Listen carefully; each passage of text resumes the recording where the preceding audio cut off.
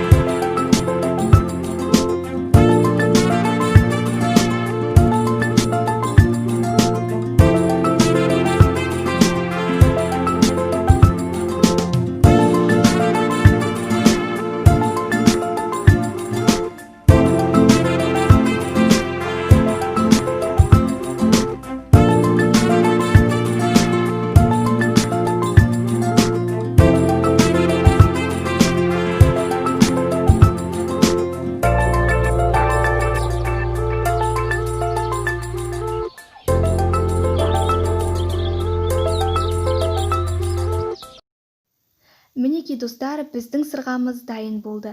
Егер де сіздерге ұнаса, лайк басып, менің арнама тіркеліп кетіңіздер.